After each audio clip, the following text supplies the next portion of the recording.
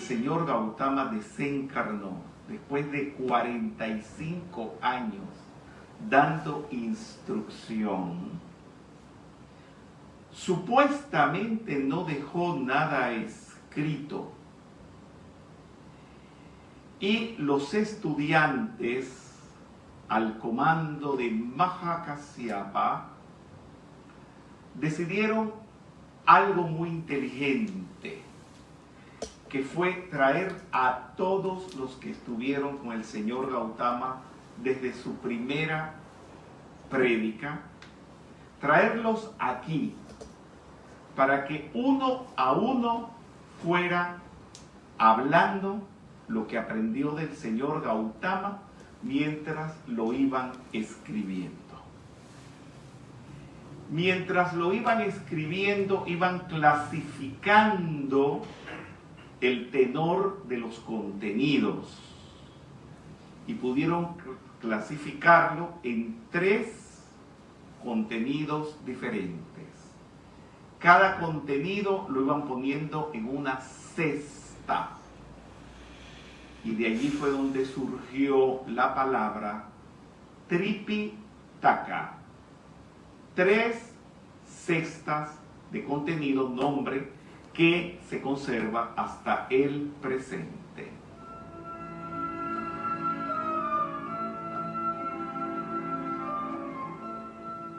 En esta cueva se reunieron 500 bhikkhus o seguidores del Buda Dharma.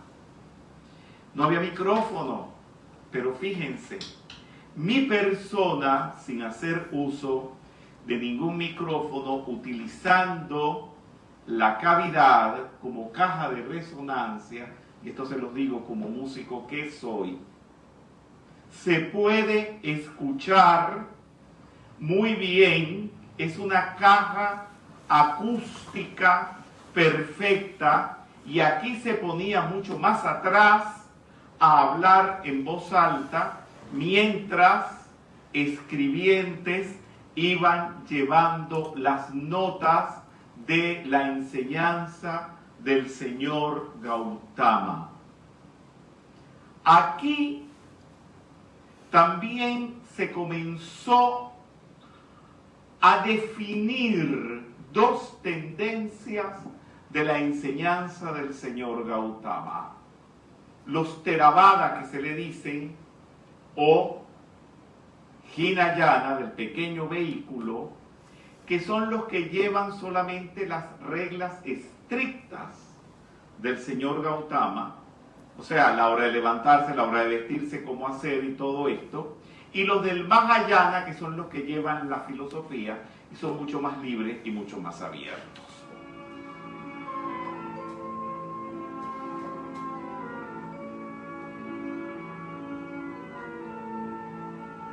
La manera en cómo les instruimos la enseñanza del señor Gautama es la manera del Mahayana. Es la filosofía, el espíritu de esta enseñanza tan extraordinaria, que es la percepción de la realidad sin ningún tipo de engaño de los sentidos, el poder de la mente. Cuando el señor Gautama habla de recto pensar, recto hablar, el control de los decretos, de las palabras, que no seamos negativos, recto actuar, que es...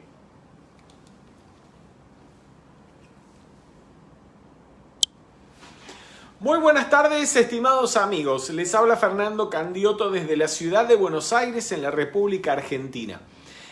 Estábamos viendo imágenes filmadas en la cueva de Saptaparni, en Rajgir, India. En este sitio, como lo explicaba Rubén Cedeño instantes atrás, 6 meses después del Mahaparinirvana o la completa extinción del señor Gautama, solamente 6 meses después de que él dejara el plano físico, se reunieron allí citados por Mahakasyapa, que de alguna manera había quedado como a la cabeza del Sangha o del grupo de bhikkhus, seguidores de las enseñanzas del señor Gautama. ¿Para qué? Para dejar por escrito, asentado, qué era lo que el señor Gautama había comunicado. Pasaron, me imagino, allí semanas o meses relatando todo lo que le habían escuchado hablar al señor Gautama. Y como bien nos hablaba Rubén, lo vamos a ver en instantes después, se compiló en lo que se conoce como el Tripitaka. Ustedes van a encontrar en la serie de documentales titulada Gautama, cuyas portadas se están viendo en pantalla en este momento, las imágenes que acabamos de ver y muchas otras que filmáramos 2 años atrás con Rubén Cedeño en Nepal y en India, en los sitios donde vivió el señor Gautama y donde se expandió su enseñanza al inicio o poco tiempo después de su vida. También pueden ver estas imágenes en la plataforma de streaming de Vimeo ingresando a www.videos.lametafísica.com. Hoy vamos a empezar a conversar. Vamos a introducirnos en el estudio del Prajna Paramita Sutra. Una palabra así muy larga y parece muy raro. Ya vamos a ver de qué se trata. Vamos a introducirnos en ello, pero antes quisiera hacer un poco de historia para que vean ustedes o puedan saber de dónde sale toda esta enseñanza, incluyendo el Prajna Paramita Sutra. Van a encontrar en el material de apoyo de esta cátedra, la cátedra de Buddha Dharma, información al respecto para estudiar y profundizar. Estamos hablando de los libros Buddha Dharma y Dorje Supremo de Rubén Cedeño. Y también en el libro Camino del Medio, que compila las enseñanzas dadas por el señor Gautama para esta nueva era de Acuario. Vamos a ver entonces, les recuerdo a todos, nos quedan muy pocas actividades, algo así como 2 actividades más y concluiremos esta cátedra de Buddha Dharma. Es importante, si ustedes desean recibir el certificado de asistencia a la misma, que hagan un clic o manden un mensajito en el chat de la página solicitando el certificado de asistencia, o con solamente poner un corazoncito, enviar un mensajito del tipo que sea, nosotros podemos constatar que ustedes han participado en la actividad de hoy. De todas maneras, al concluir la cátedra vamos a ofrecerles a aquellos que desean el certificado de asistencia que rellenen un muy sencillo examen. Digo sencillo porque si han seguido realmente estas actividades a lo largo ya de casi 20 semanas, no van a tener dificultad alguna en responder o rellenar el cuestionario. Es una manera de constatar de que han estado realmente prestando una mínima atención a estas actividades. Bien, vamos a avanzar. Les decía que vamos a hacer un poquito de historia. En la cueva de Saptaparni, cuyas imágenes acabamos de ver, que se encuentra en Rajgir, India, fue donde se compiló el Tripitaka. ¿Qué es el Tripitaka? El Tripitaka es la transcripción y la compilación de las enseñanzas del señor Gautama. Estas se escribieron 6 meses después de su extinción, durante el primer concilio del Buddha Dharma, en la cueva de Saptaparni, Rajgir, India. Y toda esa instrucción fue clasificada en 3 grandes grupos que son el Sutta Pitaka, el Vinaya Pitaka y el Abhidhamma Pitaka. Pitaka es una palabra en Pali que quiere decir cesta. ¿Y por qué le pusieron este nombre, el Sutta Pitaka o la cesta de los sutras o de los suttas? ¿Por qué? Porque todo lo que tenía que ver con los discursos que el señor Gautama había dado, lo colocaron en una cesta, que es el Sutta Pitaka. Todo lo que tenía que ver con las reglas y con las disciplinas para los bhikkhus, que vendrían a ser para los monjes, los colocaron en el Vinaya Pitaka. Y todo lo que tenía que ver con la ética y la enseñanza metafísica más profunda se compiló en una tercera cesta, que es el Abhidhamma Pitaka. Casi todo, óigame, prácticamente todo el Sutta Pitaka, es decir, los discursos del señor Gautama, se le deben a la prodigiosa memoria que tenía Ananda. Ananda, que era primo del señor Gautama, que lo acompañó durante los últimos 25 años de la vida de la encarnación física de Gautama como su asistente al Buda. Ananda tenía una memoria prodigiosa. Recordemos que Ananda en una encarnación anterior, ¿quién había sido? ¿Alguien recuerda? Moisés. Había sido Moisés. Perfectamente. Entonces, él recordaba de memoria, palabra por palabra, lo que el Buda había enseñado. Como él ingresó al Sangha o a la comunidad de estudiantes del señor Gautama tiempo después de la iluminación del Buda y tiempo después de que el señor Gautama hubiera comenzado a comunicar la instrucción, Ananda le pidió al señor Gautama como una condición para aceptar ser su asistente personal que alguno de sus estudiantes aventajado le repitiera todas las actividades que Gautama ya hubiera dado previamente y que él no hubiera escuchado. Y que en el futuro, durante sus años de servicio, las instrucciones que el señor Gautama diera, no estando Ananda presente, que luego se las repitiera a él. De manera tal que podemos decir que Ananda había escuchado todas, absolutamente todas las enseñanzas o los discursos, las charlas que el señor Gautama había dado. Y entonces se pasó, me imagino, meses repitiéndolas y los escribas escribiendo, tomando nota de las palabras del señor Gautama. Sí, ¿alguna pregunta? Sí. Sí. Te consulto. Nagarjuna en su momento sumó algunos discursos que, bueno, que están en sánscrito. Estamos haciendo un poco de historia justamente para llegar a ese punto. Te voy a pedir que estamos aquí con algunas personas, 3 o 4 personas que nos están acompañando en la transmisión y asistiendo a la transmisión. Estamos haciendo historia precisamente para ver de dónde salió el Prajna Paramita Sutra y qué es el Prajna Paramita Sutra, y ya vamos a llegar allí. Avanzamos. Bien. Casi estando el señor Gautama en vida, existía muy cerca de Rajgir, muy cerca de la cueva de Saptaparni que ustedes vieron previamente, a unos 11 kilómetros exactamente, estaba allí una universidad conocida como la Universidad de Nalanda. La Universidad de Nalanda se fundó en el siglo V antes de Jesús y estuvo activa hasta el siglo XIII, hasta el 1235 aproximadamente.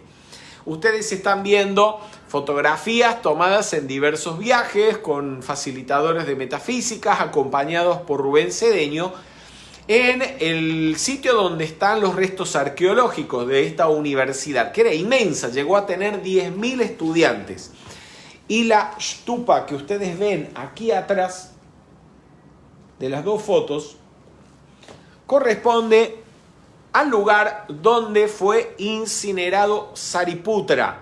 Sariputra, uno de los estudiantes más importantes y más aventajados del señor Gautama, que nació precisamente allí en Nalanda y alcanzó su nirvana, hizo su nirvana final, su paso al más allá, en el mismo lugar, en Nalanda, donde había nacido. No solamente había nacido en Nalanda Sariputra, sino el otro discípulo más aventajado del Buda, que era Mahamogayana.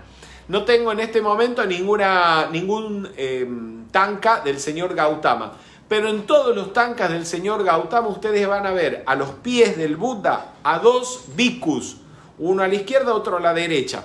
Esos dos bhikkhus son Sariputra y Mahamogayana, que eran los más inteligentes de todos, los más sabios, los que más entendieron la enseñanza del señor Gautama.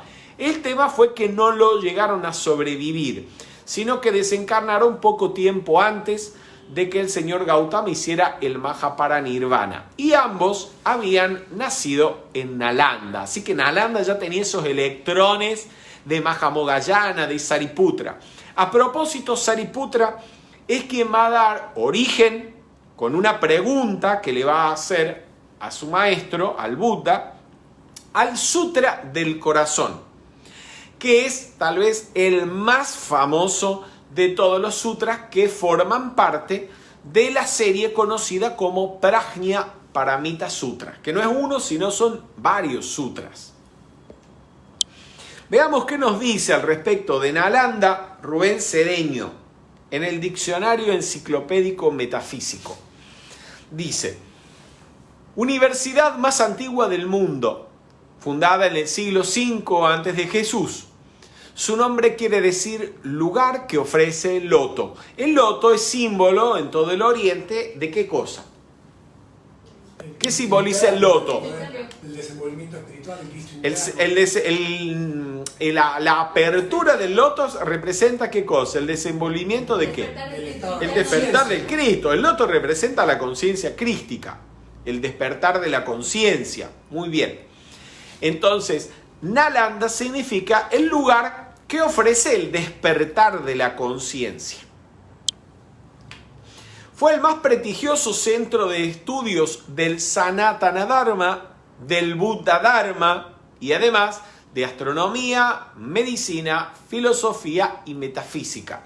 Allí se estudiaba, sin diferenciarlos o sin separarlo, el Sanatana Dharma, que es lo que hoy en día llamamos en Occidente hinduismo, y el Buddha Dharma del Señor, es decir, las enseñanzas del señor Gautama en sus diversas tendencias, básicamente las dos grandes tendencias que son el Buddha Dharma Theravada y el Buddha Dharma Mahayana, del cual hablaremos en breve, en instantes. Esta universidad llegó a tener 10.000 estudiantes y su biblioteca 9 millones de libros. Más que libros serían textos, me imagino. Libros como los conocemos hoy en día no los sabría. Grandes maestros de sabiduría estudiaron en Nalanda, llegaron a ser maestros e incluso rectores. Y algunos de ellos, todos ustedes, todos los estudiantes de metafísica, los conocemos. Vamos a ver. Uno de ellos fue Nagarjuna. Nagarjuna actualmente lo conocemos como el maestro Kuthumi, el Bodhisattva Nirmanakaya de la Tierra o Cristo de la Tierra. Nació en el año 150 y desencarnó en el año 250, o sea, vivió casi 100 años. Maestro de las enseñanzas del señor Gautama, fortalecedor del Buddha Dharma Mahayana, prácticamente se lo considera el fundador o el maestro más importante del Mahayana, que ya veremos qué es. Fue discípulo de Kapimala, es decir, Kapimala fue su instructor y compiló el Prajna Paramita Sutra, el principal tratado Mahayana del camino del medio o del vacío. Fue profesor y rector en la Universidad de Nalanda.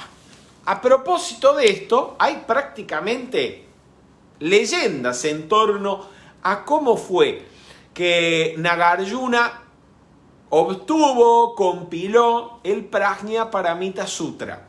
Lo que se dice fue que fueron los nagas o las serpientes de sabiduría, quienes le dictaron a Nagarjuna el Prajnaparamita Sutra.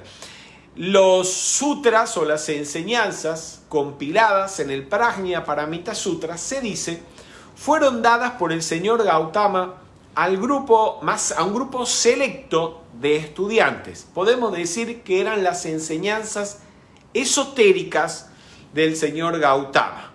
Es decir, podemos hablar que al igual que Jesús, que leyendo los evangelios nos damos cuenta de que hablaba por un lado al público, pero luego en privado a los apóstoles les daba la explicación de lo que había expresado públicamente. Algo así hacía también el señor Gautama. Tenía para el público las 4 nobles verdades, el noble octuple sendero y muchas otras enseñanzas.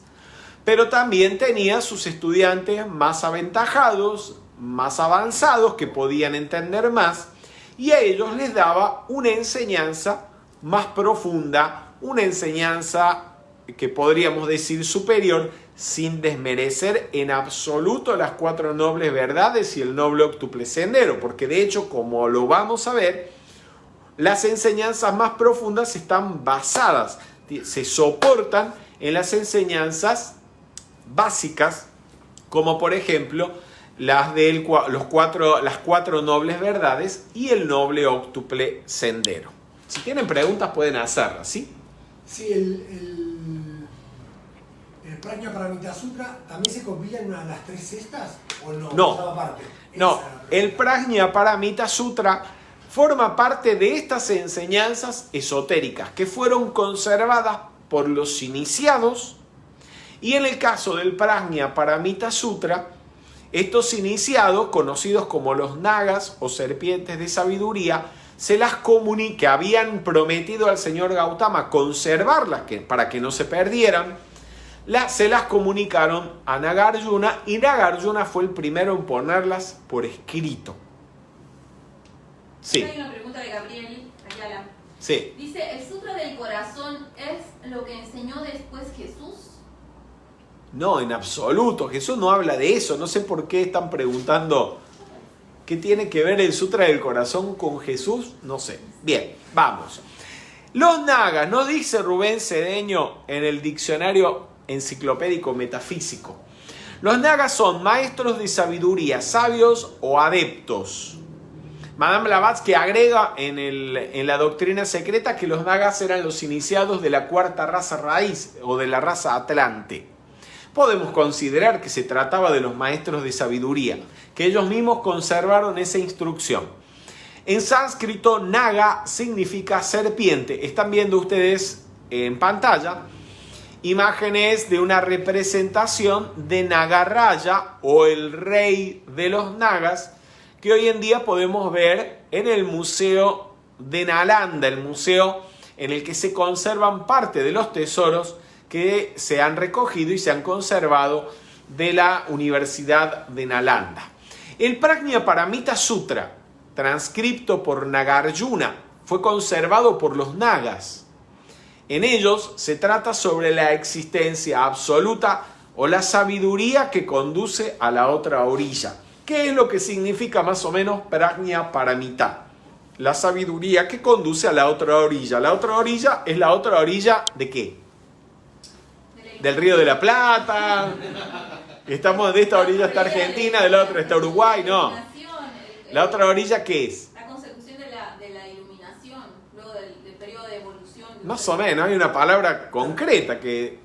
La ascensión, trascender lo que nos toca aprender como seres humanos, trascender al 4º reino. A ver, pasar de esta orilla ¿qué sería?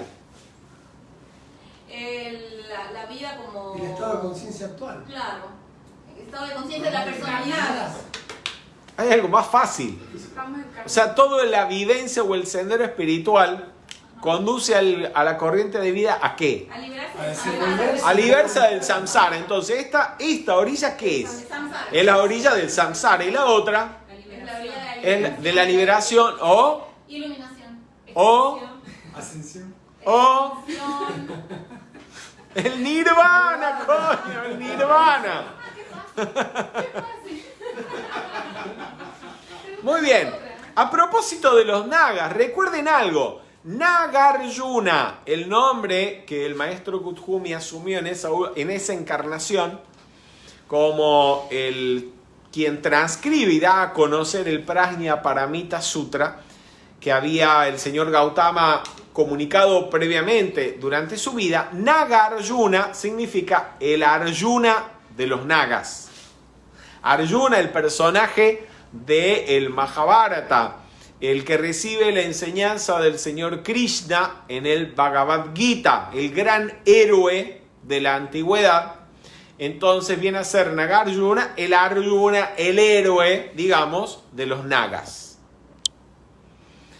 A propósito de Nagaraya, o el rey de los nagas, fue también el que, según la tradición, protegió al señor Gautama en los días de su iluminación, cuando llovía y demás, lo protegía de la intemperie, de los elementos, especialmente de la lluvia. Y ahí tenemos otra representación de Nagaraya como una inmensa serpiente cubriendo, haciéndole como un toldo o una sombrilla al señor Gautama para que no se moje. Bien, ahí tenemos a Nagarjuna. Estábamos hablando de la Universidad de Nalanda y de que en la Universidad de Nalanda fueron maestros e incluso rectores grandes seres que hoy en día son maestros de sabiduría.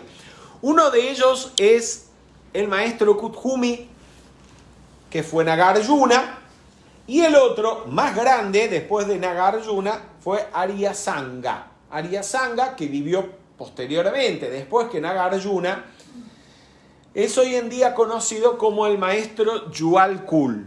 Ambos fueron los más grandes comentaristas del Prajna Paramita Sutra, o de la enseñanza que el señor Gautama diera sobre el vacío.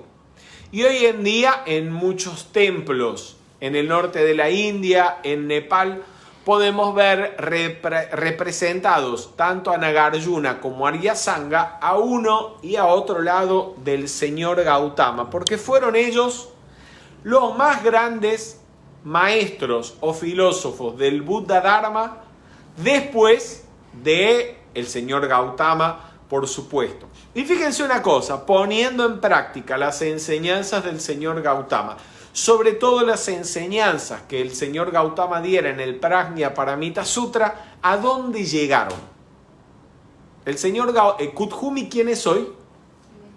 El Bodhisattva de la Tierra. El Bodhisattva Nirmanakaya de la Tierra o Cristo planetario, instructor mundial. Y el maestro Jualkul, ¿qué cargos ocupa en la jerarquía?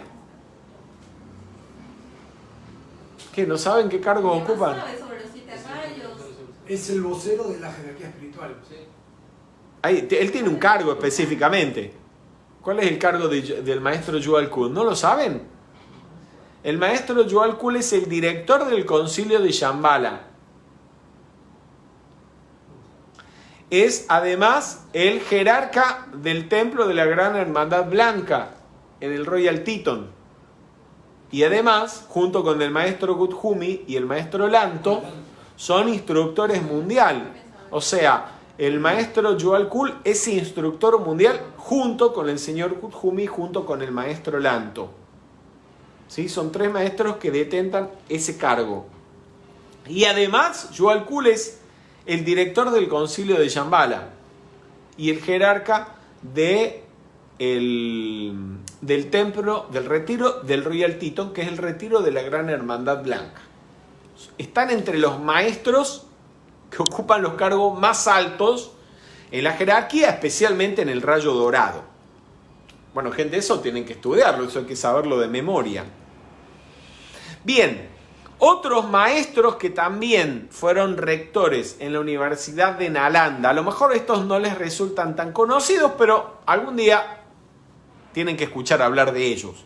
Uno es Sankarakshita. Sankarakshita fue el primero en llevar el Buddha Dharma al Tíbet, junto con Padmasambhava. Pero antes que Padmasambhava fuera al Tíbet, el primero fue Sankarakshita. Y Sankarakshita, cuando llegó al Tíbet, parece que se encontró que había un poco de brujos haciendo magia negra, llama Violeta y Ley del Perdón, y le sugirió al rey del Tíbet que mandara a buscar a la India a Padmasambhava, que era un gran taumaturgo, ¿sí? Un gran mago y también practicante, maestro de las enseñanzas del señor Gautama. El otro fue Naropa. ¿Quién me puede decir algo de Naropa? Naropa es el discípulo de Tilopa. Naropa fue estudiante de Tilopa. Tilopa. Muy bien. Y a su vez... Maestro de Marpa. Y maestro de Marpa, que a su vez fue maestro de Milarepa. De manera tal que Naropa da origen a una de las 4 grandes escuelas del Buddha Dharma tibetano, que es la escuela Kagyutpa, o la escuela de los Kagyu. La escuela Kagyutpa tiene como uno de sus maestros fundadores a Naropa. Naropa también fue maestro en Nalanda. Y Atilla, ¿quién se acuerda algo de Atilla? Que estudiamos... Sí, estuvimos meses atrás estudiando un libro con Rubén Cedeño, todo un curso que dio Rubén sobre un libro cuyo autor fue Atilla. ¿Qué libro fue? Cri Cri. No lo puedo creer. No se acuerdan de nada, los vamos a bochar a todos. Miren, acá está Jime, Arbelo, Dalia y Damián. El Lamrín, muy bien. Muy bien, Camilo Torres responde. Qué bien, Camilo, tenés que estar aquí. Atilla fue quien escribe originalmente el Lamrim, que después va a ser comentado y ampliado por Tsongkhapa. Pero quien primero redacta, escribe, ¿sí?, el Lamrim es Atilla. Atilla fue prácticamente uno de los últimos grandes maestros de la Universidad de Nalanda. Bien, avanzamos.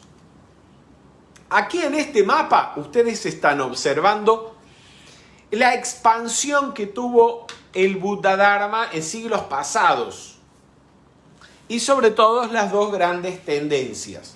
Por un lado tenemos una tendencia que es la del Hinayana o el Theravada, que se va a expandir después de la encarnación del señor Gautama en el sur de la India, especialmente en Sri Lanka, y también en países como Tailandia, Camboya, Laos, parte de Vietnam y Burma, que hoy en día es... ¿Cómo se llama Burma hoy? Birmania. Ok, perfecto. Todo esto que ustedes están viendo en rojo son los países por donde se expandió el budismo Theravada, o también conocido como Hinayana. Y todo el resto, en naranjo o en amarillo, son los países donde se expandió el budismo o el Buddha Dharma Mahayana. Cuando se habla aquí está mencionado Vajrayana es la forma de Buddha Dharma que generalmente conocemos como Buddha Dharma tibetano, pero que también lo podemos considerar una forma de Buddha Dharma Mahayana. Es decir, todo el Nepal, Bután, Tíbet, toda la China, Mongolia, Corea, parte de Vietnam e incluso el Japón, donde va a ser conocido con distintos nombres. Por ejemplo, en China se lo conoce como el Buddha, como el Chan. Chan, ¿sí? Ok, si el Chan en China es el nombre para hacer referencia al Buddha Dharma Mahayana, que cuando llegó a Japón se transformó en Zen, ¿sí? Zen es en japonés la traducción de Chan en chino. Chanzen, ¿sí? Perfecto. Y también en el Tíbet. Vamos a ver cuáles son las grandes diferencias o las características tanto del Mahayana como del Hinayana o Theravada. Ya les comentó Rubén Cedeño durante el video, estaba hablando de que la forma de Buddha Dharma que estudiamos en la metafísica es la del Mahayana. Y también nuestros maestros, como el maestro Kuthumi cuando fue Nagarjuna, el maestro Yuvalkul cuando fue Aryasanga, todos ellos fueron maestros del Buddha Dharma Mahayana.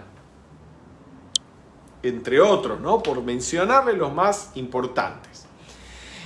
El Buddhadharma Hinayana o Theravada sigue el Canon Pali, esas enseñanzas que se recopilaron en la cueva de Saptaparni, en Rajgir, y que se escribieron, se compilaron en el Tripitaka, forman lo que se conoce como el Canon Pali, y es el que siguen los Hinayana. Hinayana quiere decir pequeño vehículo, en contraposición a Mahayana, que quiere decir el gran vehículo. Podríamos casi asegurar que los que le pusieron Hinayana, pequeño vehículo, a los Theravada eran los Mahayana. Porque decir el pequeño vehículo es así como suena a un poco despectivo, ¿no? Sin lugar a dudas. Pero los Hinayana no se llaman a sí mismos en ese término, sino se conocen con el título, con el nombre de Theravada. Ese es el nombre, digamos, que sería correcto para hacer referencia a ellos. Comunican la enseñanza exotérica dada por el señor Gautama para la multitud, lo que se conoce como la doctrina del ojo, que es intelectual, teórica, dogmática, literal, ortodoxa y esquemática. Hace unos días atrás, en una de sus charlas, Rubén Cedeño nos comentaba que cuando tuvo oportunidad de estar en Tailandia, años atrás, visitando una universidad del Buddhadharma Theravada o Hinayana, que es la tendencia que se practica en Tailandia, encontró a los bhikkhus o a los monjes muy nerviosos, angustiados, preocupados, porque tenían que rendir un examen de las enseñanzas del señor Gautama en pocos minutos después. Y se dio cuenta que no estaban haciendo nada. Porque lo importante de las enseñanzas del señor Gautama no es memorizarlas o intelectualizarlas para después responder un examen y sacar una buena nota. Y mucho menos estar preocupado por eso. Sino lo importante es tener la vivencia de esa instrucción. ¿Qué más? Busca el Hinayana la propia liberación de la rueda de la vida, que el individuo se libere del samsara. Y tiende, no quiere decir que sea en todos los casos, pero tiende a dar origen a Pratyekabuddhas o a seres que alcanzan un alto grado de iluminación buscando la propia liberación, pero que no se ocupan mucho de ayudar a los demás en este sentido. Por otro lado, tenemos que los Mahayana siguen el canon sánscrito. Ya vamos a ver de dónde salió el canon sánscrito. Ese canon sánscrito con el tiempo fue traducido al tibetano y al chino. Casi todos los textos de este canon originales en sánscrito se perdieron a causa de diversas invasiones que hubo en la India. Invasiones en las cuales fueron destruidas, entre otras, la Universidad de Nalanda. En la Universidad de Nalanda todas estas enseñanzas, tanto del Sanatana Dharma como del Buddha Dharma, estaban compiladas y se estudiaban en sánscrito. Y de allí fueron llevadas a la India, fueron llevadas a la China, de allí fueron llevadas al Tíbet, traducidas a sus respectivos idiomas, y eso es lo que se conoce como el canon sánscrito. También se habla de canon chino, de canon tibetano, pero en cualquier caso, tanto el chino como el tibetano han sido traducidos originalmente del sánscrito. Conservan la enseñanza esotérica del señor Gautama, la enseñanza que el Gautama diera para los pocos, para los más avanzados.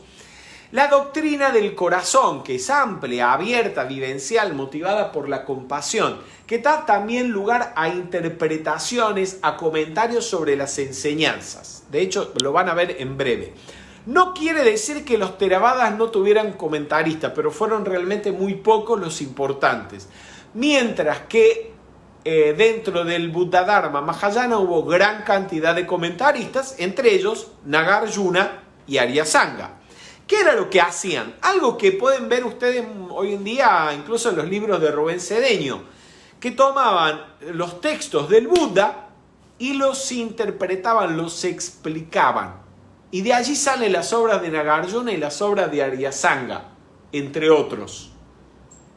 como lo que podemos encontrar hoy en día en muchos textos de Rubén, cuando toma el libro de la vida o los libros del maestro Saint Germain y sobre eso hace toda una exposición, una explicación, una ampliación, comentario de cómo se pone en práctica la enseñanza del maestro Saint Germain, la llama violeta. Eso fue lo que hicieron Nagarjuna, Aryasanga y otros grandes maestros con la instrucción del señor Gautama. Fer, me queda una duda. Sí. ¿El Tripitaka está incluido en los dos, Canon Pali y Canon Sánscrito? Ok, ya vamos a llegar a eso. Me perdonan que me estire y que haga historia, pero me parece que esto es parte de la cultura, de una cultura general que estudiando el Buddha Dharma, muchos de ustedes que están siguiendo este curso son facilitadores, no deberían ignorar. Están viendo ustedes acá fotos de Navanalanda Mahavihara. ¿Qué es Navanalanda Mahavihara? En Nalanda, India. Es la nueva universidad monástica de Nalanda.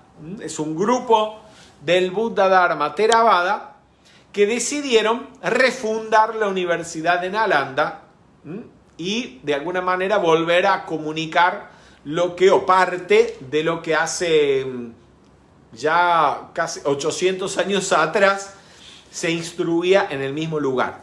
¿Por qué les estoy poniendo la foto? Porque tuvimos ocasión hace 2 años con Rubén Cedeño de visitar esta universidad, de visitar la biblioteca, de dejar allí una donación de los libros de metafísica, sobre todo de los libros Dorje Supremo, del libro Buddha Dharma de Rubén Cedeño, y pudimos apreciar en esta biblioteca copia del Tripitaka completo en decenas y decenas de tomos. Todo esto que ustedes están viendo en estas fotos son los libros en los cuales está compilado el Tripitaka en Pali. En otras palabras están viendo fotos del Canon Pali. Bien. Y aquí, ¿qué están viendo? Aquí están viendo ustedes una fotografía del templo del Dalai Lama en Dharamsala, al norte de la India. El señor Gautama, el Dalai Lama, la máxima autoridad política del Tíbet, hace ya más de 50 años, no sé si son 50 o 60 años, que está refugiado en el norte de la India, en Dharamsala, donde funciona el gobierno tibetano en el exilio. Y en ese templo que ustedes ven allí, lo van a distinguir en breve, a uno y otro lado del altar van a encontrar los libros con toda la enseñanza. De este lado está todo el canon tibetano o el canon sánscrito. Y a la derecha están compilados todos los comentarios de los grandes maestros de la India. Y eso tiene nombre. El que está a la derecha se llama Tangyur y es la compilación en 225 volúmenes de los comentarios a los sutras realizados por grandes maestros de la India. Ahí está los libros de Nagarjuna, los libros de Aryasanga. Ahí está el original de el libro de los preceptos de oro, que conocemos en castellano como La voz del silencio. De hecho, Madame Blavatsky hace mención a que en los altares de los templos del Mahayana se conservan estos libros sagrados. Solo 200, ¿y te parece poco? 255 volúmenes de comentarios. Y el Kangyur, que estaba a la izquierda, es la compilación en 108 volúmenes de los sutras del señor Gautama traducidos al tibetano desde el sánscrito. Bien. Les quiero aclarar, les parecerán poco 108 volúmenes, pero si usted lee todos los días durante 8 horas el Tripitaka o en su defecto el canon sánscrito, le llevaría algo así como 30 años leer todo lo que el señor Gautama enseñó. 30 años leyendo 8 horas diarias solamente para leerlo. No digamos para meditarlo, entenderlo, profundizar, etc. Bueno, me preguntaban en un momento, ¿qué diferencias hay entre uno y otro? Dijimos que diferencia entre Hinayana y Mahayana, una era que uno sigue el canon Pali y otro el canon sánscrito. Sí hay diferencias, pero hay, digamos, un 60 o 70%, digamos, donde coinciden. Pero hay cosas que hay, digamos, enseñanzas que están en el canon Pali, que no están en el canon sánscrito, y otras que están en el canon sánscrito, como es el caso del Prajna Paramita Sutra, que no están en el canon Pali. ¿Vamos hasta ahí? ¿Se entiende? Sí. Bien. No es complicado. De todas maneras, en términos generales, los Mahayana aceptan todo lo que está en el canon Pali, aunque ellos no lo conserven en el sánscrito. Bien. Por otro lado, como comentamos en el Mahayana, lo que se propone al estudiante o a quien va a practicar las enseñanzas del señor Gautama es que siga el sendero del Bodhisattva. ¿Alguien me recuerda qué era un Bodhisattva? Un ser de renuncia, y hay algunos votos que hacen, que es no extinguirse hasta no haber ayudado a extinguir el resto de los seres que estén a su alrededor. Sí, que es hacerlo. O sea, para llegar a ser un bodhisattva, ¿qué hace falta? Primero que nada, defínanme qué es un bodhisattva. Es muy fácil. Un ser iluminado. No, No, un renunciante. tampoco. Una calle. Renunciante. Espero que del otro lado me respondan algo. A ver si del otro lado alguien me puede responder qué es un bodhisattva. Un ser que... Me dicen renunciante, no. Hijo de Buda. Bueno, la palabra quiere decir cuerpo equilibrado. Me están respondiendo todos mal, los voy a bochar a todos, ¿eh? Muy bien, ahí Silvina Saucedo respondió algo. Un bodhisattva es aquel cuya esencia es la sabiduría. Bodhisattva, bodhi, sabiduría o iluminación, y sattva, esencia. Aquel cuya esencia es la sabiduría. ¿Cuál es la diferencia con iluminado? Y luego hay algo, un bodhisattva es alguien al que le falta Un paso. un paso para qué. Un paso para ser un Buda, esa es la definición.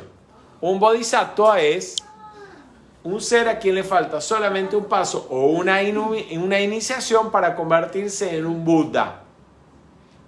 Y el significado de la palabra bodhisattva es aquel cuya esencia es la iluminación. Bien, seguimos. Para llegar a ser un bodhisattva, ¿qué hace falta? Ahí me pueden responder del otro lado también, ¿eh?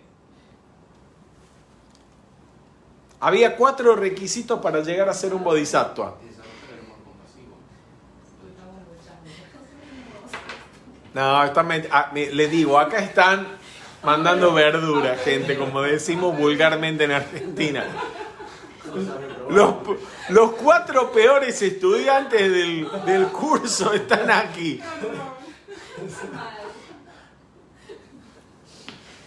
Muy bien, a ver, voy a esperar, a ver que me respondan. ¿Cuáles son los requisitos para llegar a ser un Buda? Lo estuvimos repitiendo las primeras 3 o 4 actividades de este curso.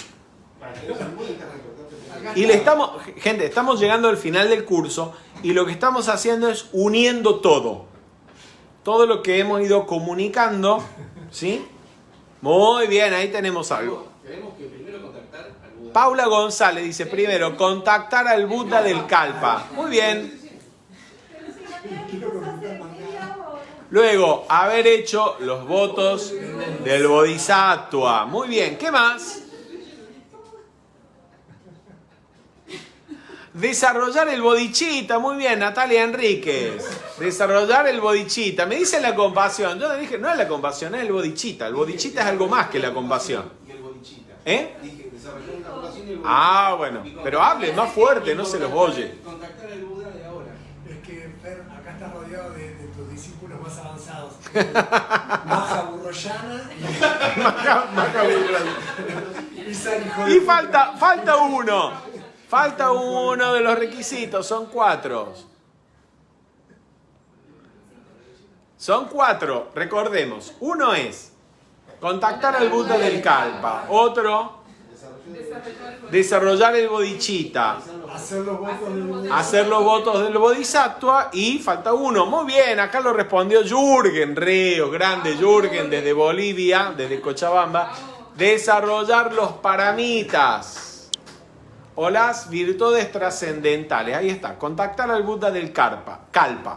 Practicar los paramitas o virtudes trascendentales. Hacer los votos del Bodhisattva y desarrollar el bodhicitta. Vamos a recordar qué es el bodhicitta. Ahí tienen ustedes la definición que pueden encontrar en el libro Dorje Supremo de Rubén Cedeño.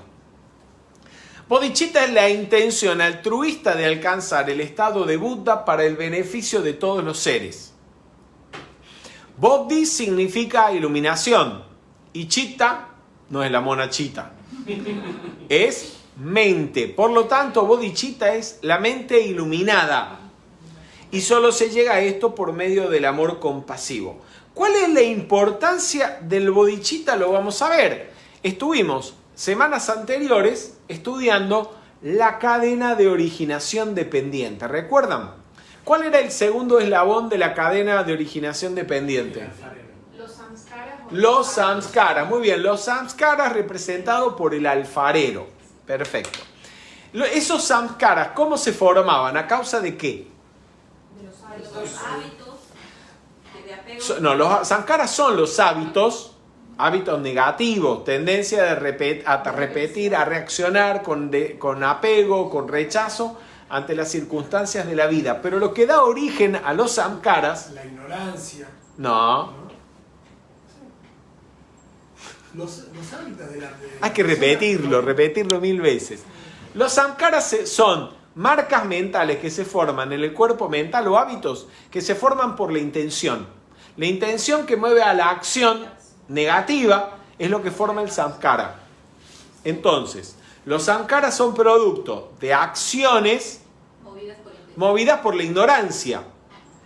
Pero específicamente, la parte de la acción que genera el samskara es la motivación. ¿Vamos? El bodhicitta, dijimos, ¿qué es? La correcta intención. La motivación inegoísta de desenvolver la iluminación para liberar a todos los seres. Es el más alto modo o tipo de correcta intención. Con eso se sale del Con eso se eliminan los samskaras. Y se puede salir del samsara. En otras palabras, con la compasión, y más todavía si la compasión es la intención de liberar a todos los seres y de hacer lo necesario para liberarlos del sufrimiento, se elimina el segundo eslabón de la cadena de originación dependiente. ¿Vamos?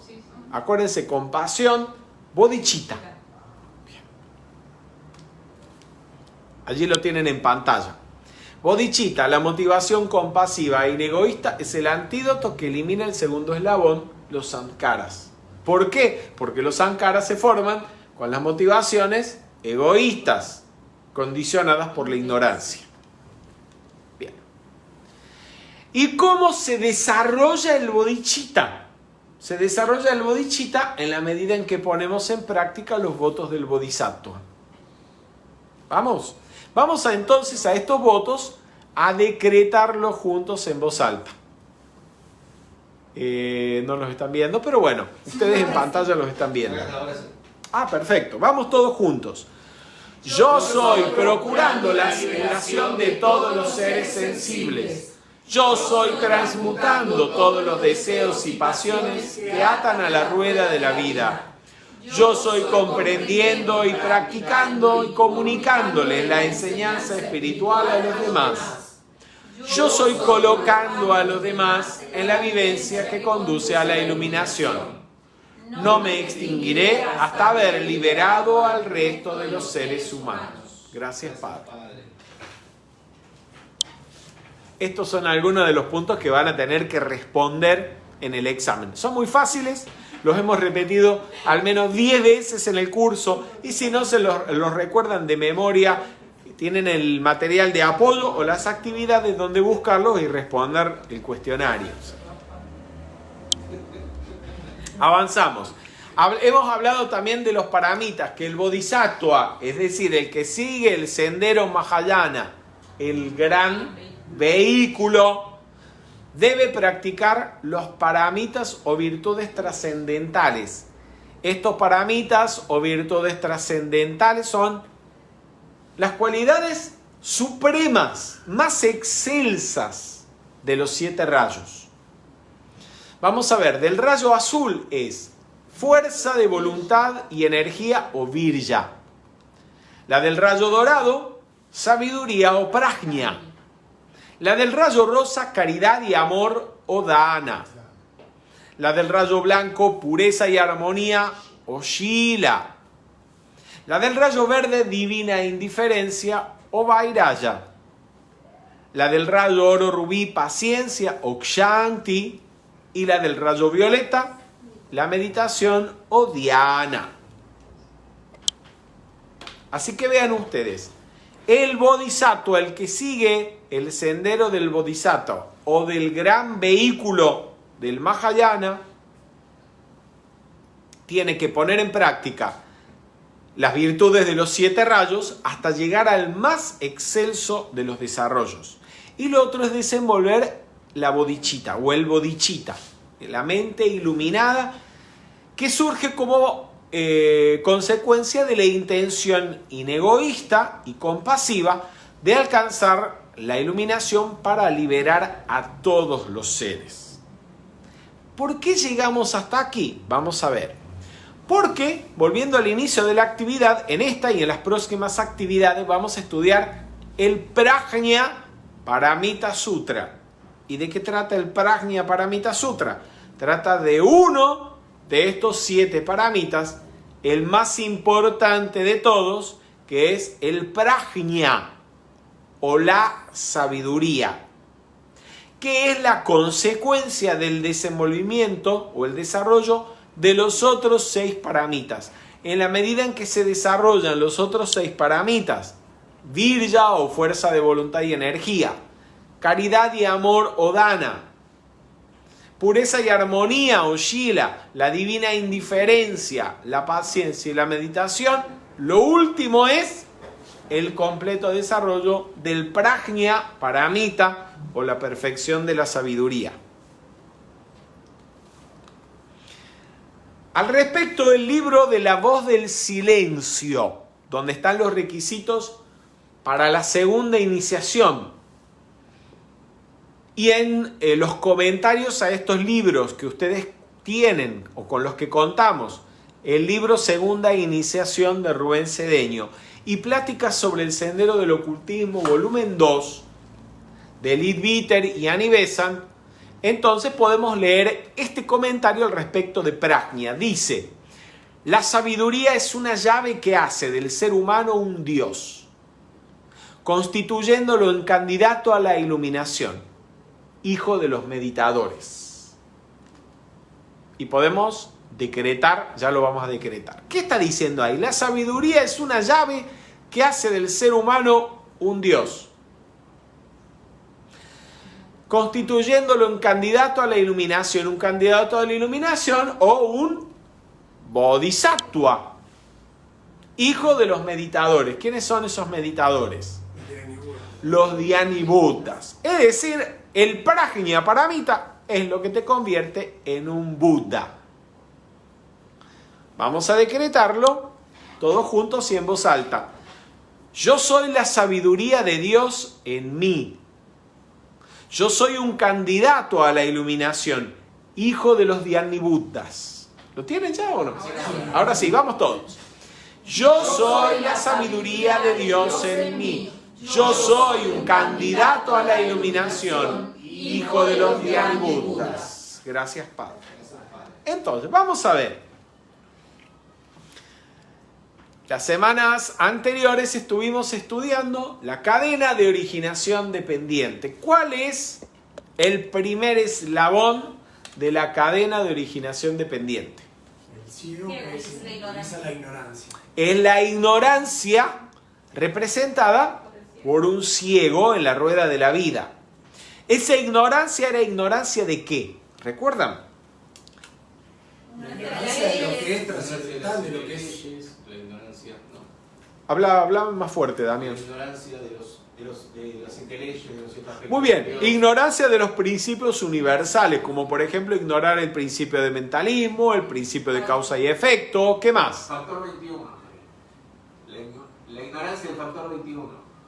Los 7 cuerpos, los 7 Ok, rayos. del factor 21, sí, de los 7 cuerpos, de los 7 rayos, la ignorancia de lo que es el verdadero ser en sí mismo. de lo que es el real ser, confundir las apariencias con lo que realmente es, la ignorancia de las cosas tal como, no ver las cosas tal cual son, todo eso es la ignorancia.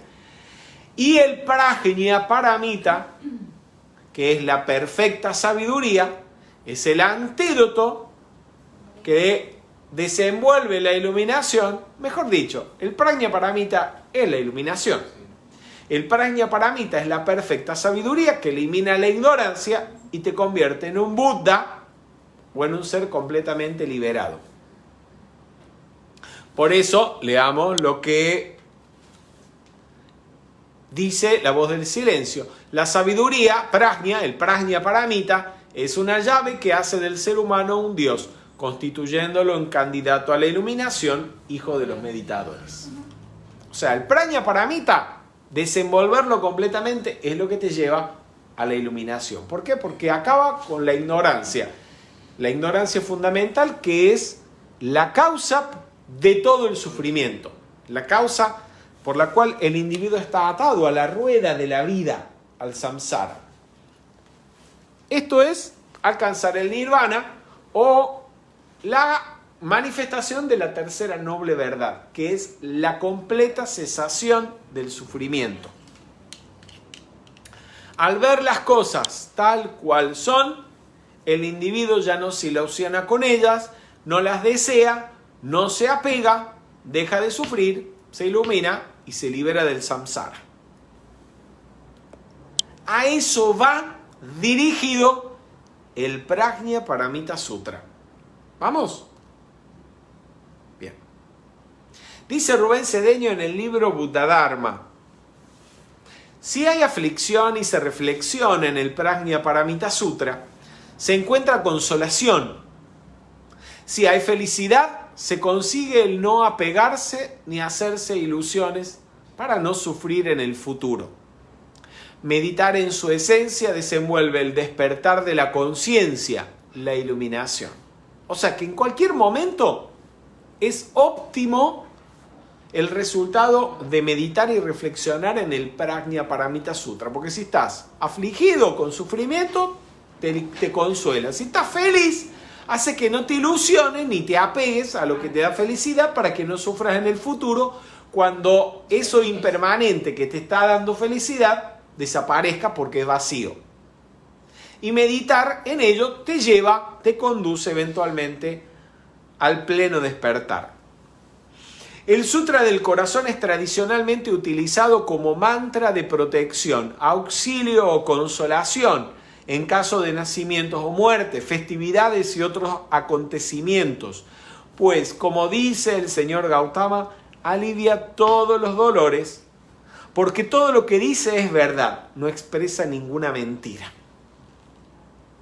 Es costumbre, tanto en China como en Japón, en el Tíbet, recitar diariamente el Sutra del Corazón, especialmente el Sutra del Corazón, que es como decir una condensación de todo aquello que es tratado en el Prajña Paramita Sutra.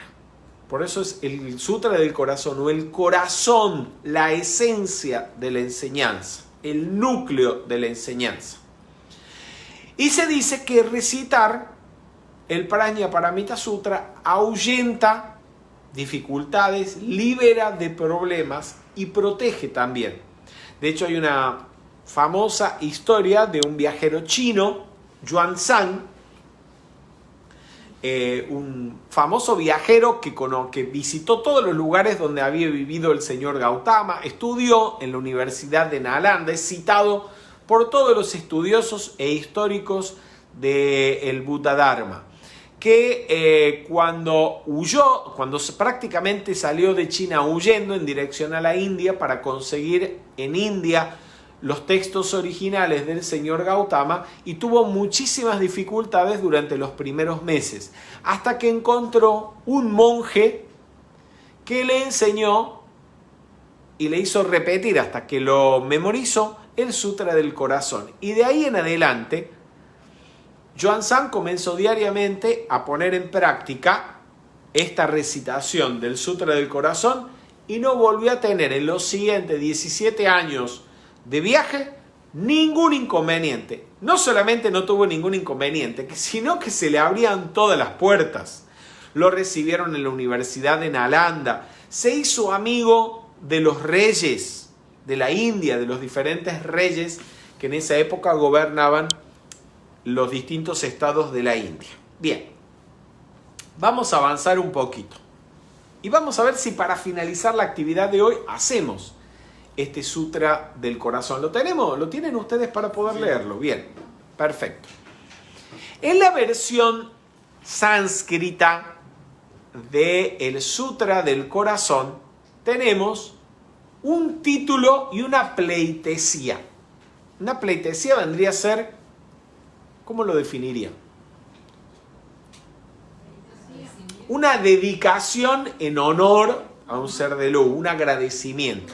Comienza así, en sánscrito está. Bhagavati Prajnaparamita Hridaya. Prajnaparamita Hridaya es el nombre del Sutra del Corazón en sánscrito. Y Bhagavati es bendita madre. En castellano esto sería bendita madre, corazón de la perfecta sabiduría. Están viendo ustedes en la pantalla una imagen representativa de la madre Prajnaparamita. ¿Qué es esto? En la Universidad de Nalanda, en esos primeros siglos de expansión del Buddha Dharma, lo consideraron tan sagrado esta instrucción del Prajnaparamita que la personificaron como un ser de luz. Ese ser de luz es la madre Prajnaparamita. Es la personificación de la perfecta sabiduría. Y su representación la están viendo ustedes allí en pantalla. Ella sostiene en la mano izquierda un libro que es el Prajnaparamita, el Prajnaparamita Sutra. Y en la mano derecha sostiene un dorje. El dorje representa el cetro diamantino, representa el vacío. Vemos ahora en pantalla distintas representaciones de siglo VI, siglo VII, siglo VIII, que fueron encontradas entre los restos arqueológicos de la Universidad de Nalanda. Aquí vemos una representación de la madre Prajnaparamita,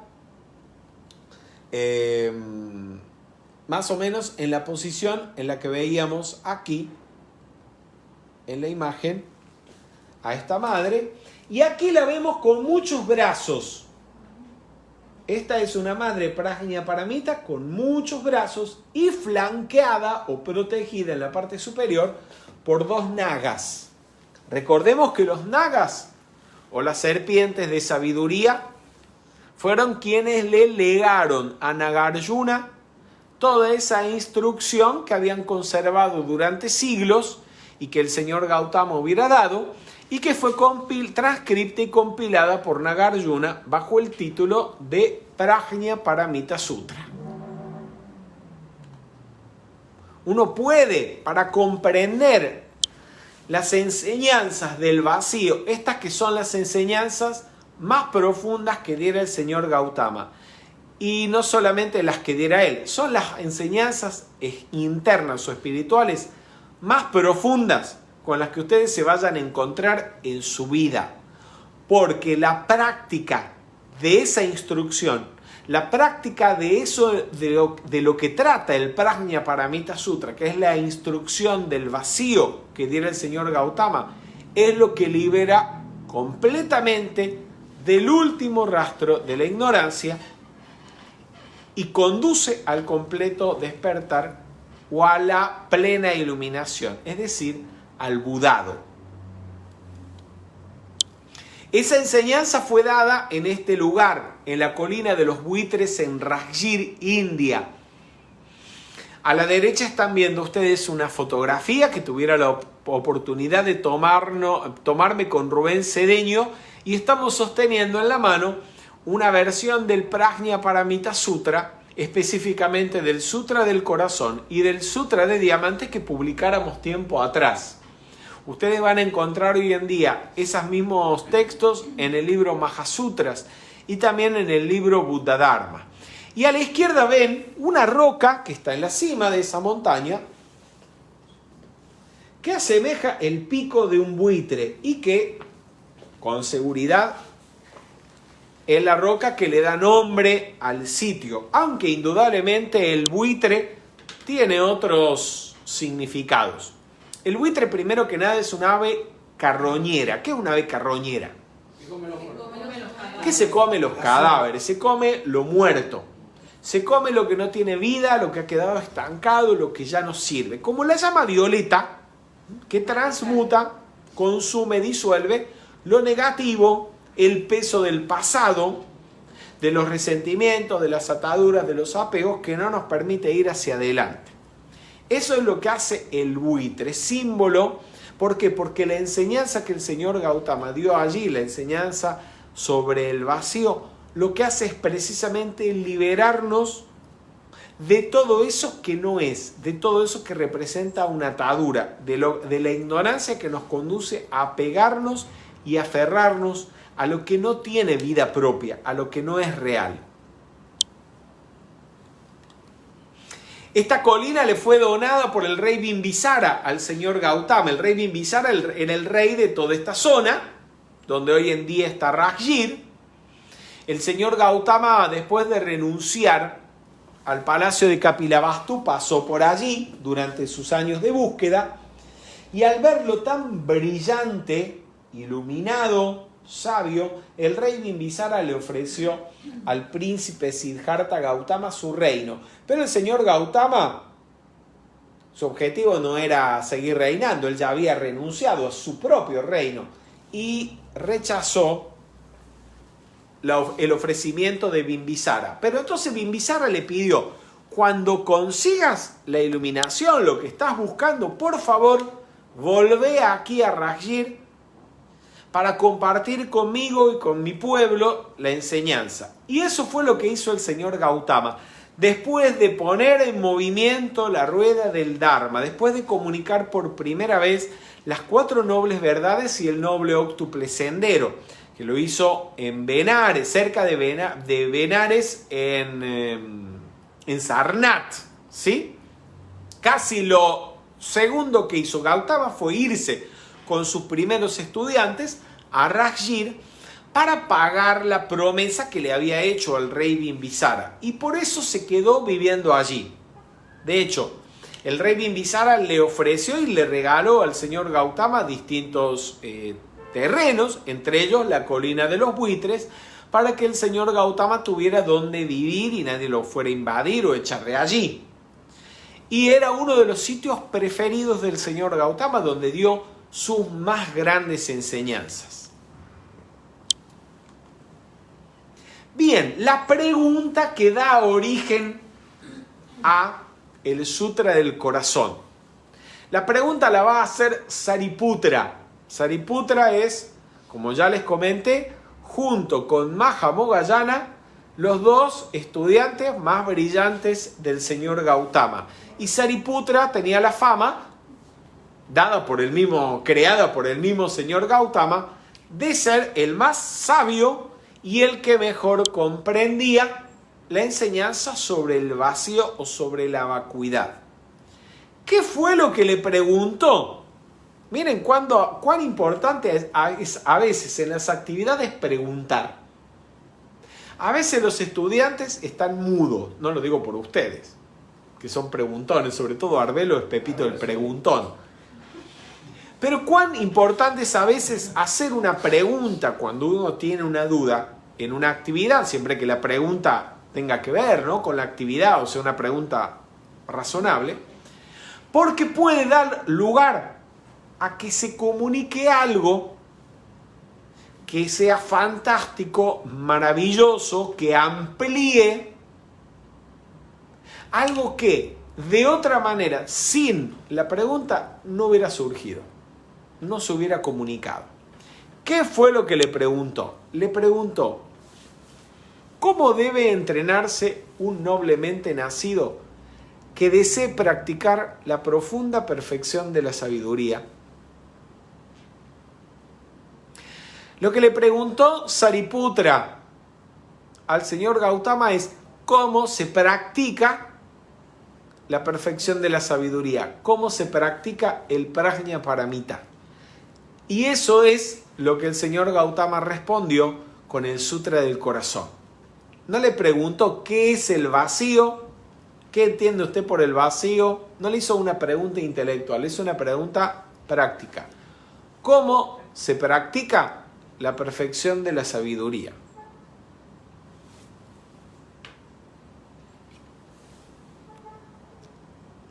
Y la respuesta, en pocas palabras, del Gautama fue dándose cuenta de que todo es vacío.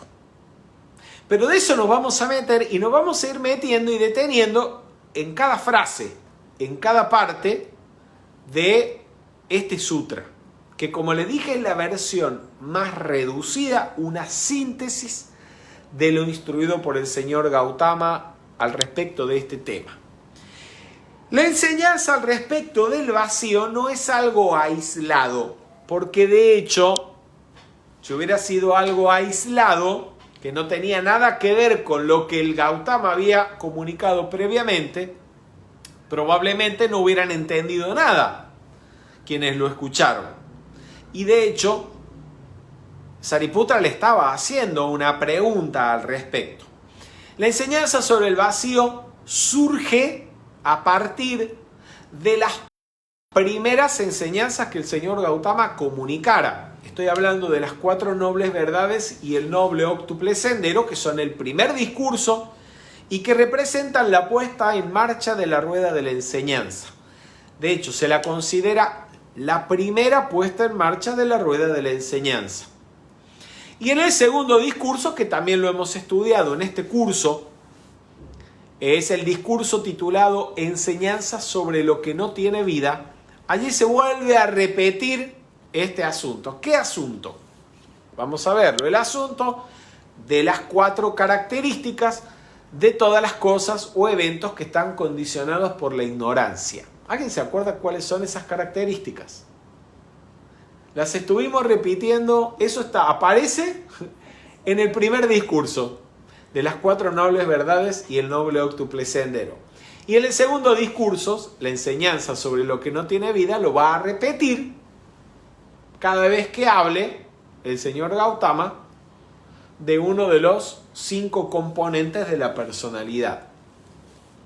Se los recuerdo. Que todo es impermanente. Que todo es insatisfactorio. Que todo carece de existencia inherente, es decir, es vacío. Ahí vemos el vacío. Y que el nirvana es la verdadera paz. O sea que solamente se consigue la verdadera paz cuando se desenvuelve el nirvana. Estamos refiriéndonos a 4 características de todo aquello que está condicionado por la ignorancia. Meditar, cuando se ponen en práctica los 4 fundamentos de la atención, ¿se acuerdan? El Satipatthana Sutta, es decir, la observación consciente del cuerpo, de las sensaciones y sentimientos, de la mente y de los objetos mentales, se medita en cada uno de estos 4 fundamentos observando esas características, observando que son impermanentes, observando que son insatisfactorios, observando que son vacíos o que carecen de existencia inherente. ¿Vamos? ¿O no vamos a ningún lado? Sí, Vamos. Bueno, esperemos. Vamos a recordar entonces. La primera característica es la impermanencia. Que había una impermanencia ordinaria y una impermanencia sutil. ¿Cuál es la impermanencia ordinaria? Cuando hablamos de que todo es impermanente, ¿a qué nos referimos? Que todo está en constante cambio. Que todo está en constante cambio. ¿Qué más? Que todo lo que empezó Que no tiene inicia. Que todo lo que tiene inicio tiene fin. Esa es la impermanencia ordinaria. Muy bien. Pero cuando habla el señor Gautama de que todo es impermanente, no está haciendo referencia a esa impermanencia ordinaria solamente, sino a una impermanencia más sutil. ¿Cuál es esa impermanencia más sutil? ¿Alguien tiene un ejemplo? Que hasta incluso el Mahamaya, como las leyes, eso también tiene un principio y tiene un fin. No. Es surgir y desvanecerse, ¿no? que hasta el desarrollo de las virtudes trascendentales, o sea, hasta el desarrollo de No, se están yendo. cualidades. Es algo más inmediato aquí ahora, que es algo que con la práctica de la observación se puede percibir.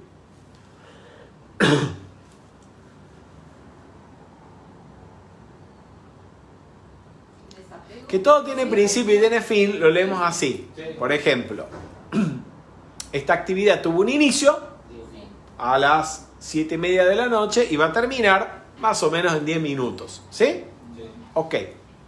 Pero en realidad esta actividad ha estado cambiando continuamente. Así que continuamente, porque es algo, no es algo estático, que ha sido igual y lo mismo durante 1 hora y media, sino que se ha estado transformando continuamente. Así que continuamente hay algo que está terminando y está dando lugar a algo nuevo. El surgir y desvanecerse. Del aquí y ahora. Es continuo. Del aquí y ahora. Que no hay algo que dure 1 hora y media o una vida, un cuerpo que dure 70 años.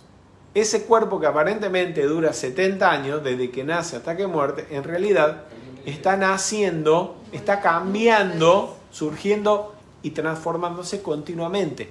La impermanencia es continua. Vibración.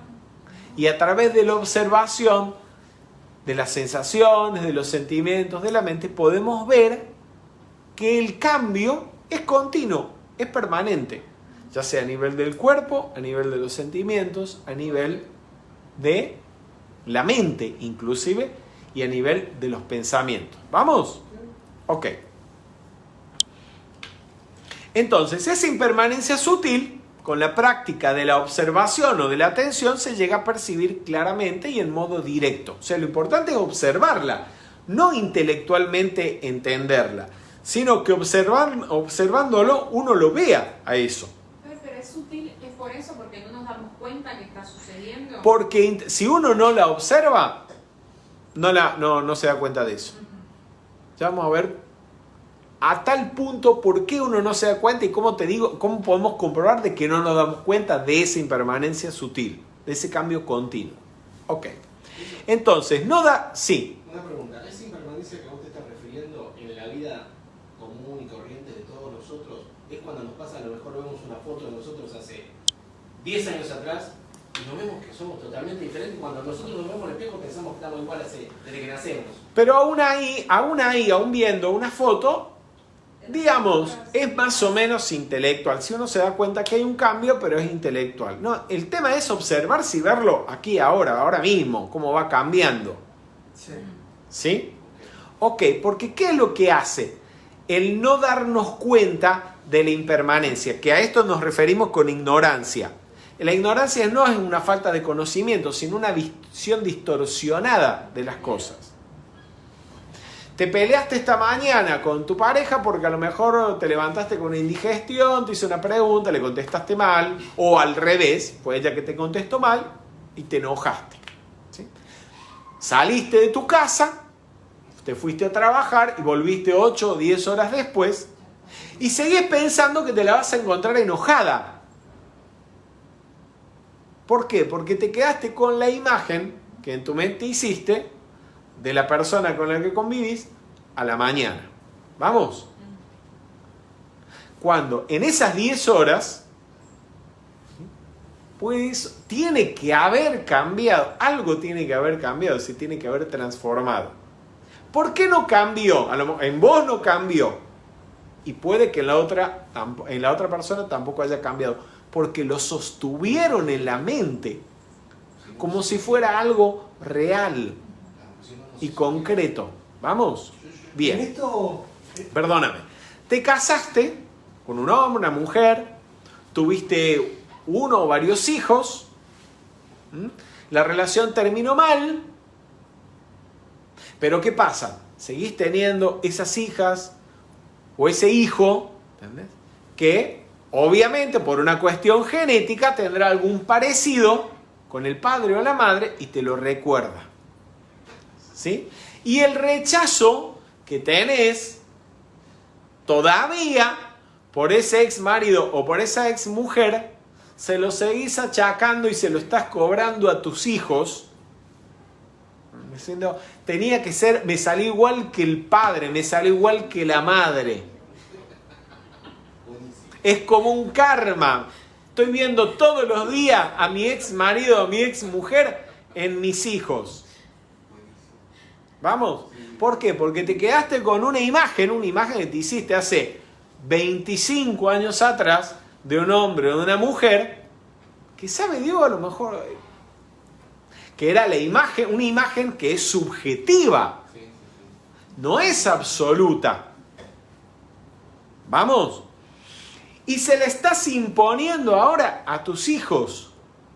Esa imagen es la foto de hace 20 años, esa foto que no cambia, es la muerte. La vida ha ido cambiando, no de un año a otro, ha ido cambiando de un segundo al otro. Vos, la otra persona, pero atrapado en una imagen que crees es la realidad, el único que no cambia sos vos.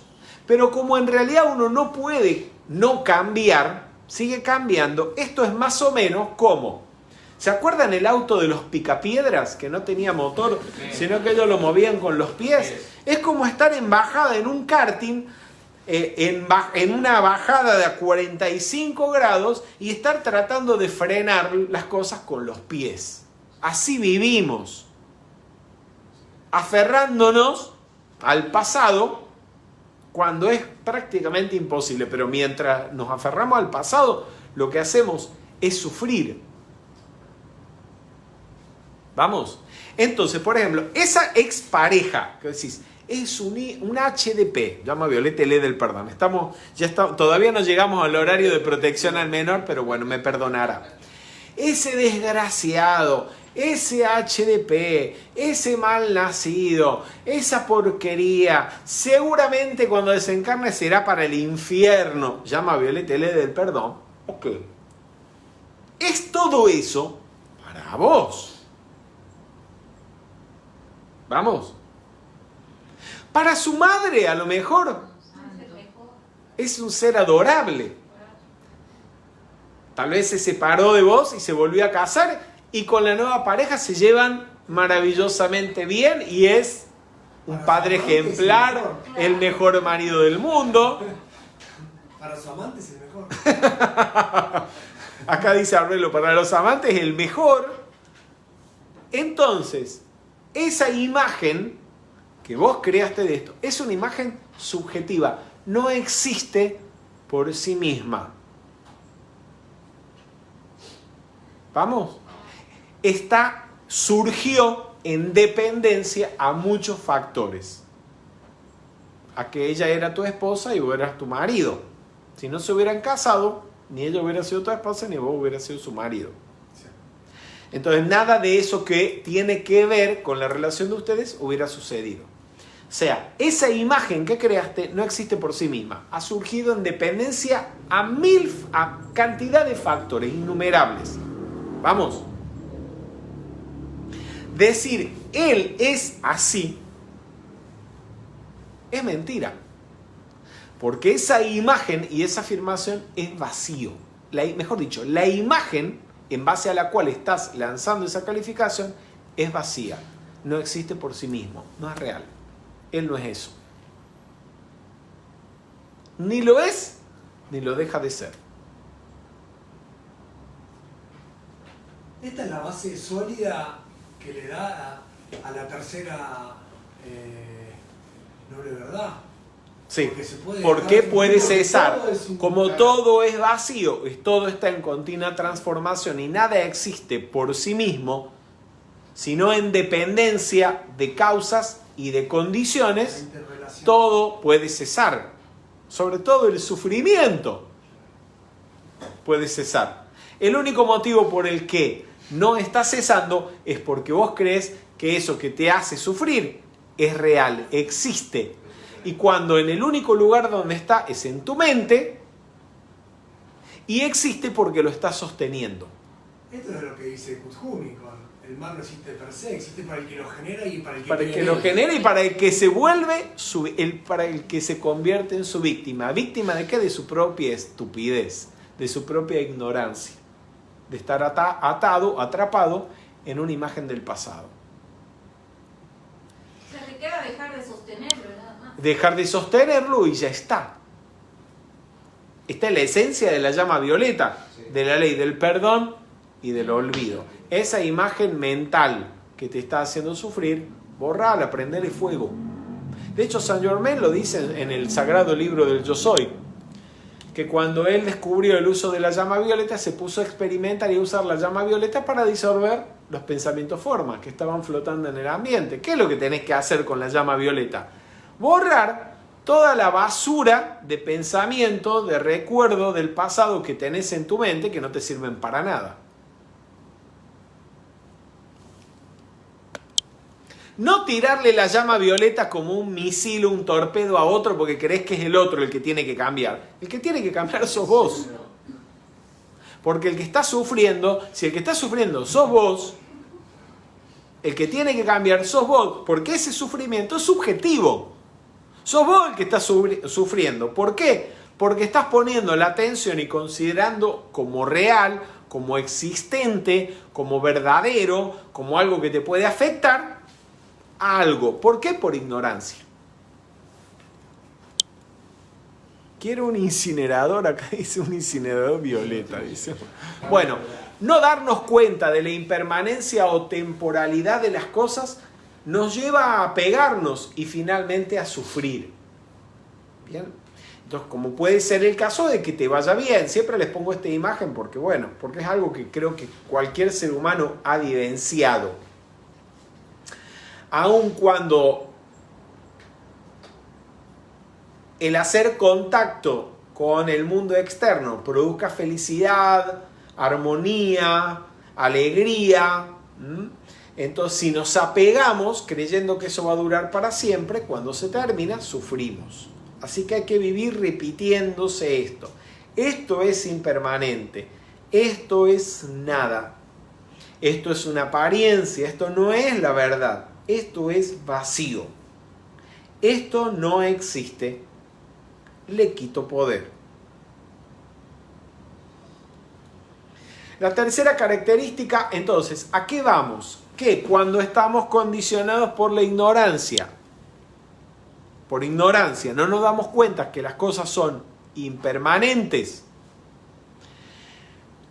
las imaginamos reales, nos apegamos a ellas o las rechazamos. Si las rechazamos, sufrimos por el rechazo. Y si nos apegamos, a la corta o a la larga, también sufrimos cuando nos tenemos que desapegar. Y allí es donde vemos la segunda característica, que es que cuando estamos condicionados por la ignorancia, todo termina siendo insatisfactorio o todo termina siendo causa de sufrimiento. Y al revés, a través de la sabiduría, nos liberamos de todo sufrimiento y todo se vuelve causa de felicidad. Esto nos lleva a concluir que todo es vacío, es decir, está desprovisto de existencia inherente. Cuando hablamos del vacío, no estamos refiriéndonos al vacío de que no haya nada, no. El vacío, cuando decimos que todo es vacío, nos estamos refiriendo a que no existe por sí mismo, sino que existe en dependencia de diversas causas y condiciones. Por ello, el vacío o la comprensión del vacío surge a partir de la comprensión o el entendimiento de la originación dependiente. Por eso, antes de abordar el Prajnaparamita, estuvimos estudiando la originación dependiente. ¿Entendieron eso o no? Sí. ¿Sí? Claro. Bien. A causa de la ignorancia atribuimos existencia intrínseca a fenómenos, cosas, etc. Percibimos las cosas de modo diferente a como realmente son y nos apegamos a ellas o las rechazamos. Nuestra misma percepción está condicionada. Les voy a poner un ejemplo. Estaba viendo hasta la semana pasada la serie The Crown, la 4ª temporada. No sé si alguien la ha visto. ¿Sí? Bien. En la serie The Crown, que trata sobre la vida de la reina Isabel II de Inglaterra, del Reino Unido, en esta 4ª temporada hace su aparición Lady Di, o Lady Diana, ¿no? Creo que la mayoría de ustedes, si no todos, deben conocer algo acerca de la vida de Lady Di. Pero hay una escena que me llamó poderosamente la atención. Estando casada, por supuesto, con el príncipe Carlos, el heredero al trono de Inglaterra, llega un cumpleaños del príncipe Carlos y lo van a celebrar al cumpleaños con una gala, una ópera que se presenta en el Covent Garden en Londres, que es el teatro más famoso, más importante de ópera en Londres, ¿no? Como el Teatro Colón en Buenos Aires. En medio de la ópera, cuando termina uno de los actos, y esto que se ve en la serie ocurrió realmente, Lady Di se excusa con su marido para salir por un instante al baño. Y de pronto aparece en el escenario del teatro con un bailarín, una primera figura del Covent Garden, bailando, haciendo una presentación dedicada a su marido como un regalo. Fue tan buena su presentación, porque ella tomaba clases de ballet y bailaba bastante bien. Fue tan buena su presentación que cuando terminó de bailar, el público estuvo durante 8 minutos ovacionándola. Todo el público menos uno, el marido. Algo que para cualquier persona o para cualquier hombre hubiera sido motivo para enamorarse más de la persona, para él era motivo de desagrado. ¿Por qué? Les pregunto, ¿por qué? Porque no va con sus lineamientos de la familia. Le gustaría la imagen. Había varias razones. ¿Por qué no estaba enamorado de ella? La primera, porque él no estaba enamorado de ella, sino de otra mujer, y él no quería estar casado con ella, sino con otra. Vamos, ese es el primer motivo. El segundo, lo que se da a entender en la serie, no quiero decir que esto sea real, lo que se da a entender en la serie es que él quería brillar él, y su mujer resultó ser una estrella nata, un ser con luz propia, con un magnetismo extraordinario que lo opacaba a él. Y todo esto lo llevaba a rechazar, a sentir celos, a sentir fastidio y molestia por algo que para cualquier otra persona en otras condiciones era motivo para enamorarse de esa persona. Entonces, ¿a qué vamos? El hecho en sí de hacer ese baile y dedicárselo al marido era un gesto bonito, era un gesto desagradable, era bueno, era malo, era deseable, era indeseable. Subjetivo. Porque Las cosas por sí mismas son vacías. Depende de quién lo vea. Son vacías. Porque la calificación se la da la mente que lo percibe. Es subjetiva, está condicionada. ¿Vamos? ¿Puedo preguntar? Dame. Ok. Metiéndose un poco por ahí más fino en esto. Perfecto, todo es vacío. Pero dentro de todo lo que es impermanente y es vacío, hay cosas que es lo que sería la ilusión buena o el Mahamaya Sí. que tienen que suceder. Hay cosas que no. Sí. Si hay un asesinato, está mal, porque estás trayendo Sí. una ley. Y va a causar sufrimiento, sí. Por eso, no toda la ilusión es No. igual. Cuando lo vamos a introducirnos en eso y vamos a tratar de avanzar en eso en la próxima actividad. Cuando decimos que algo es vacío no quiere decir que no existe. Lo que significa es que no existe por sí mismo, independiente de los demás. Y por lo tanto no es eterno, sino que es dependiente de causas y de condiciones y está en continua transformación. A eso nos referimos cuando decimos que algo es vacío o que todo es vacío. Es vacío de existencia inherente, lo que no quiere decir que no tiene una existencia, podemos decir, convencional. ¿Sí? Es un maya convencional.